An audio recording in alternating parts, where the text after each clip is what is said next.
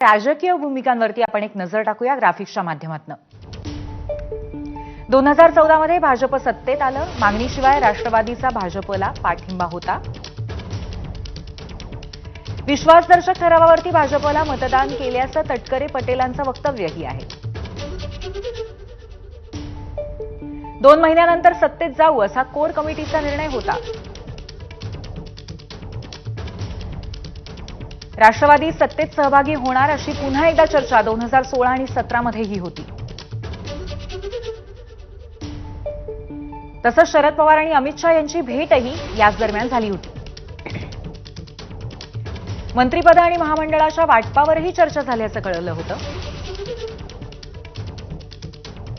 शिवसेना बाहेर पडेल, राष्ट्रवादी सत्तेत जाईल अशी मोठी चर्चा होती। राष्ट्रवादीला सोबत घेण्यास अमित शहांचा नकार असल्याचं त्यावेळी कळत होतं। त्यानंतर 2019 मध्ये शिवसेनेचा भाजपसोबत न जाण्याचा निर्णय ठाम झाला। महाविकास आघाडीच्या स्थापनेचे प्रयत्न झाले, भाजपसोबत जाण्यावरही चर्चा झाली। भाजपसोबत मंत्रिपद, महामंडळाचं वाटपही निश्चित झालं। अखेरच्या क्षणी पवारांची भाजपऐवजी महाविकास आघाडीला पसंती सर्वांसमक्ष आली। अजित पवार भाजपच्या गोटात होते, पण प्रयोग त्यावेळेला अयशस्वी ठरला होता। त्यानंतर 2022 मध्ये महाविकास आघाडीला सुरुंग लावत एकनाथ शिंदे सत्तेतनं बाहेर पडले। शिंदेंऐवजी आम्हाला सोबत घ्या असा राष्ट्रवादीचा प्रस्ताव होता असंही कळतंय। अजित पवार आणि समर्थकांचे भाजपला द्यायचं पत्रही पवारांना देण्यासाठी तयार होते। भाजपचा मात्र शिंदेंसोबतच जाण्याचा निर्णय होता। त्यानंतर 2023 मध्ये ईडीच्या कारवायांमुळे पक्षनेते त्रस्त झाले। भाजपसोबत गेले पाहिजेत अशी अनेकांची पवारांना गळ होती। 2 मेला पवारांची पक्षाध्यक्षपदाच्या राजीनाम्याची घोषणा त्यानंतर झाली। ही 2023 ची घटना आहे। त्यानंतर सुप्रियांना अध्यक्ष करून केंद्रात पाठवावं, राज्यात अजित पवारांना ठेवावं असा निर्णय घेण्यात आला। काही महिन्यामध्ये सत्तेत सहभागी व्हावं असाही निर्णय घेण्यात आला। पवारांनी राजीनामा मागे घेतल्यामुळे पक्ष फुटीच्या वळणावरती पोहोचला। राष्ट्रवादीमध्ये फूट पडली। अजित पवारांचा गट भाजप सरकारमध्ये जुलै 2023 मध्ये अखेर सहभागी झाला। 2023 मध्येच उद्योजक चोरडियांच्या घरी अजित पवार शरद पवारांमध्ये बैठक झाली। राष्ट्रवादी एक होणार यावरती चर्चा झाल्याची माहिती आहे। त्यानंतर मे 2025 म्हणजे गेल्या महिन्यात इंडियन एक्सप्रेसला शरद पवारांनी मुलाखत देऊन आमच्या गटातल्या काही लोकांना सत्तेत जावं असं वाटतं असं वक्तव्य केलं आणि दोन्ही गट विलीन होण्याची चर्चा पुन्हा एकदा सुरू झाली।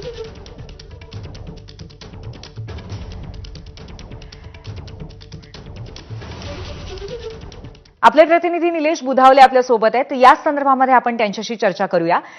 निलेश, आपण जर बघितलं तर गेल्या काही वर्षांमध्ये सातत्याने शरद पवारांची भूमिका ही बऱ्याच वेळेला भाजपच्या दिशेने झुकलेली दिसते आणि आता पुन्हा एकदा महाविकास आघाडीच्या बरोबर असताना सुद्धा आगामी स्थानिक स्वराज्य संस्थांच्या निवडणुका, सध्या जोरदार चालू असलेली चर्चा आणि त्यानंतर आजचा हा वर्धापन दिन, या सगळ्याची सांगड आपण कशी घालू शकतो या चर्चांच्या पार्श्वभूमीवर?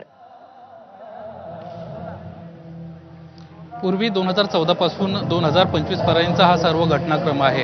या घटनाक्रमाच्या निमित्तानं आपल्याला एक अधोरेखित करावं लागेल की ज्यावेळेस पक्षामध्ये फुटीची चर्चा सुरू झाली किंवा एक वेगळा निर्णय घेण्याची चर्चा झाली किंबहुना भाजपसोबत जाण्याची चर्चा झाली, त्यावेळी चर्चा शेवटपर्यंत सुरू राहिल्या, मात्र त्या चर्चाच राहिल्या, ते वास्तवात उतरल्या नसल्याचं आपल्याला पाहायला मिळालं।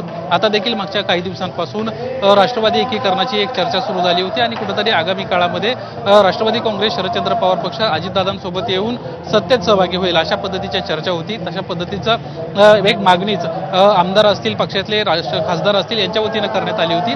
मात्र आता ही चर्चा राहतेय का खरंच राष्ट्रवादी दोन्ही एकत्र होत आहेत हे पाहणं आता महत्त्वाचं राहणार आहे। 2014ला देखील आपण पाहिलं असेल, भाजप सत्तेत आल्यानंतर भाजपला पाठिंबा मागितला नव्हता, तरी देखील राष्ट्रवादी काँग्रेस पक्षानं बाहेरून पाठिंबा देण्याचं घोषित केलं, किंबहुना सभागृहामध्ये मतदान देखील त्यांच्या बाजूने केल्याचं आपल्याला पाहायला मिळालं होतं.